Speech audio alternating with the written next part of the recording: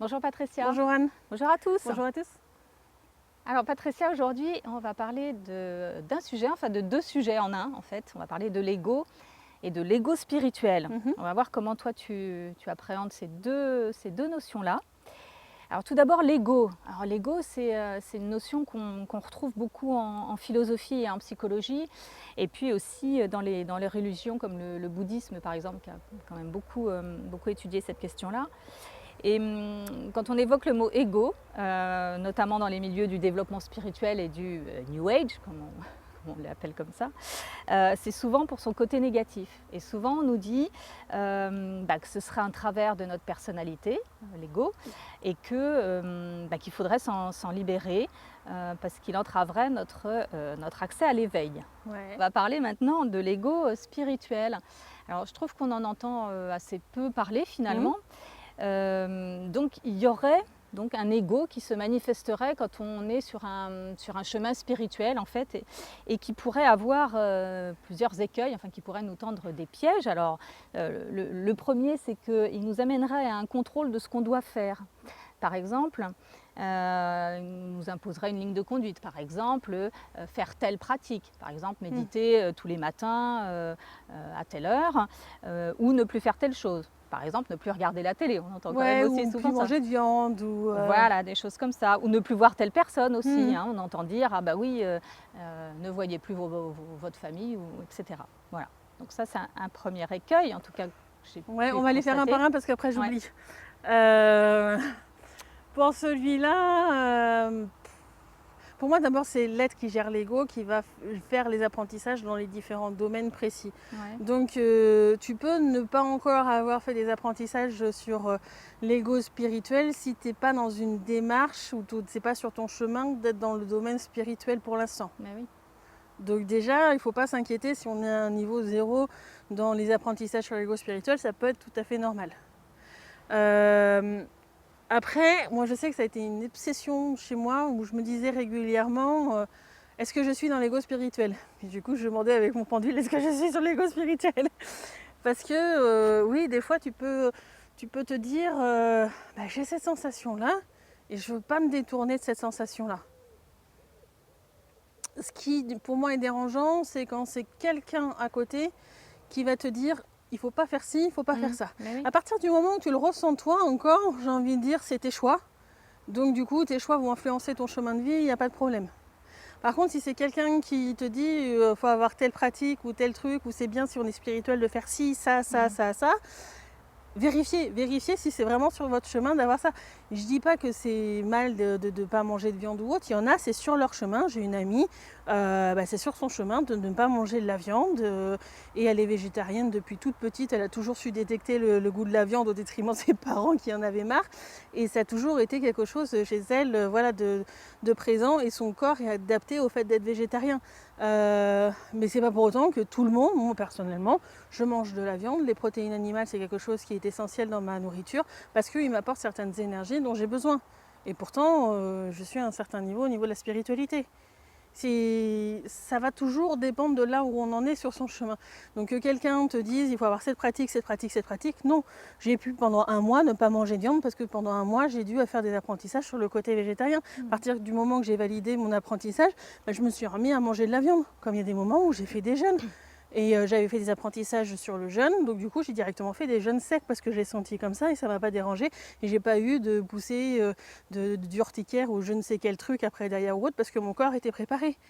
Il n'y a pas une voie plutôt qu'un autre, on a plein de voies à expérimenter, à chacun, encore une fois, de vérifier là où il en est, de vérifier si c'est bien licite de faire ça ou ça pour soi. Mais il ne faut pas que ça vienne. Si quelqu'un vous le dit en face, toujours vérifier. Pas se l'approprier juste parce que quelqu'un qui est soi-disant sur la voie spirituelle ou autre vous dit c'est bien de faire ça.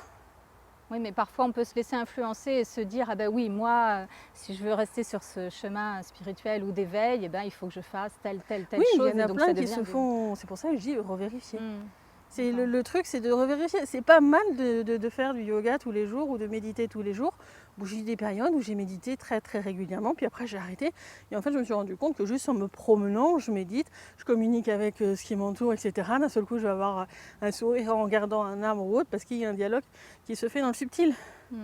C'est comme tout, il y a des moments où on va avoir des apprentissages, donc on va pousser un peu plus un domaine peut-être plus marqué dans la matière parce qu'on a besoin de le faire à ce moment-là pour apprendre, pour faire des apprentissages, pour valider des apprentissages, mais ce n'est pas forcément quelque chose qu'on doit faire tout le long de la vie. On peut être influencé. Moi, ce que je conseillerais, c'est toujours de vérifier en demandant des réponses, exemple de corruption en accord avec les lois licines, si c'est bien quelque chose qu'on doit faire actuellement sur son chemin, si c'est bien le moment de le faire. Très bien. Donc, ok. Donc ça, c'était un des premiers pièges de l'ego spirituel. Et l'autre, ce serait, comme on l'a vu quand on a parlé de l'ego qui nous fait sentir supérieur aux autres. Là, dans une voie spirituelle, sur un chemin spirituel, l'ego peut nous faire sentir largement supérieur aux autres, plus éveillés, les autres étant... des gens, des moutons qu'il faudrait éveiller, enfin tu vois, ce genre de choses. Moi je trouve ça dangereux quand on commence à avoir cette opinion par rapport aux autres. Moi j'aime dire que chacun est là où il en est sur son chemin et que chaque chemin étant différent, c'est normal qu'on fasse tous des choses de manière différente, etc. Ouais. Si on commence à avoir ce genre de réflexion interne, je pense qu'il est bon justement de vérifier où est-ce qu'on en est par rapport à l'ego et si on n'a pas justement des apprentissages à faire sur l'ego en parallèle. Je trouve que moi ça a été ma démarche, mais c'est vraiment important de savoir où on en est. Moi je sais qu'une fois j'étais chez moi, j'étais fatiguée parce que je faisais plein d'épurations et tout. Et à un moment j'ai un ami, je dialoguais sur lui sur Messenger et puis ce que je lui ai dit, en fait, la titillé, tu vois, à l'intérieur de lui. Et puis, il s'est mis à rentrer en colère, etc. Ce qui peut arriver quand je parle à quelqu'un, parce que je suis un côté miroir souvent assez fort pour mon entourage. Et donc, du coup, il s'est mis en colère. Et puis, il s'est mis à dire... j'ai jamais vu un maître ascensionné parler comme ça, machin chi. Enfin, vraiment un côté en plus véhément, moi je sentais en tous les cas l'attaque dans le subtil en parallèle ou autre. Et j'étais tellement épuisée de faire des épurations, d'être attaquée, de devoir... C'était la période à laquelle je conscientisais beaucoup de lois, les demandes que je disais de justice, etc. J'avais mon boulot d'informaticienne en parallèle, je faisais double vie, quoi. Je dormais à peine. Et du coup à ce moment-là j'ai les larmes qui ont coulé parce que le vase était plein, quoi. J'avais besoin de ressortir tout ça et là il y a des présences dans le subtil, ça me fait pleurer un peu limite d'y repenser, qui sont vraiment venues vers moi pour me faire un peu des câlins ou autre. Et il y en a une qui m'a dit mais regarde là où tu en es dans tes apprentissages sur l'ego spirituel, et elle dit là où tu en es tu ne peux pas avoir ça. Même si aujourd'hui je fais encore attention parce qu'on pourrait redescendre dans les apprentissages, ça arrive, on m'a fait comprendre dans le subtil, on m'a fait conscientiser là où j'en étais rendue dans mes apprentissages. Et je pense que c'est une démarche qui est importante à avoir aussi pour justement être juste sur son chemin. Je prétends pas être parfaite, comme je l'ai déjà dit dans d'autres vidéos. Moi, ce que je veux, c'est être juste. Il y a des moments, peut-être que je ferai un truc qui n'est pas dans la justesse, et si ça passe en justice, j'aurai des apprentissages en parallèle, et ça, c'est nickel. Mais ce que je veux, c'est être le plus juste pour chaque personne. Et je pense que d'aller revérifier là où on en est dans ses apprentissages permet d'avoir cette justesse-là. De prendre conscience de là où on en est vraiment sur son chemin. J'ai les petites larmes. De repenser à quel point ils m'ont soutenu à ce moment-là et tout, ouais. Mais voilà. Bon, merci de partager cette petite expérience. Donc l'ego spirituel, donc il existe. Bien sûr. Mais il n'est pas mauvais en soi. S'il est bien placé, oui, bien équilibré par rapport à là où on est sur son chemin, c'est bien. Tu peux avoir 1% d'ego sur du coup le maximum 1% de tes apprentissages sur l'ego spirituel. Mais si tu commences juste la spiritualité, c'est normal. Par contre, si tu es très loin dans tes apprentissages sur la spiritualité, tu dois être très loin dans tes apprentissages sur l'ego spirituel. Bon, ok, super. Et alors pour finir, tout à l'heure, tu as parlé d'un ego que je ne connaissais pas. Donc c'est la première fois que j'entends parler, l'ego énergétique. Alors qu'est-ce que tu peux nous en dire? En fait, c'est toujours un peu le même truc, c'est par rapport à un domaine. C'est-à-dire que j'ai fait la vidéo juste avant, la semaine dernière, sur pour moi, qu'est-ce que l'énergétique. Tu as des apprentissages dans le subtil sur le maniement des énergies. Si tu te dis par exemple être énergéticien mais que tu n'as même pas validé le premier niveau de manipulation énergétique, tu as un trop haut niveau d'ego énergétique, tu vois. D'accord, ok. C'est savoir se placer correctement, de manière juste. D'accord. L'ego, c'est aussi ça, oui, c'est être dans la justesse, dans le placement où on est par rapport à nos connaissances, dans un domaine précis ou de manière générale. Très bien.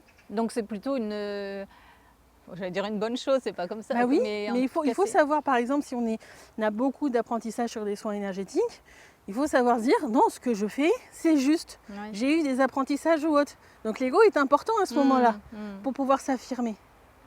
Si on en manquait, ah non, tu as peut-être raison, c'est peut-être pas juste, etc. Tu donnes peut-être de la valeur à quelqu'un qui n'a pas les bons apprentissages. L'ego est important pour situer les choses. Très bien, ok. Eh bien, pour moi, c'est clair. Merci beaucoup pour tous ces éléments. Donc, je pense que ça en fera 2 vidéos. Probablement. Alors, n'hésitez pas à nous faire, comme d'habitude, remonter vos commentaires. Ouais, qu'est-ce que vous pensez aussi de l'ego, comment vous le vivez, etc. Allez-y, les commentaires sont ouverts. Merci beaucoup. Merci. À très bientôt. Au revoir. Au revoir.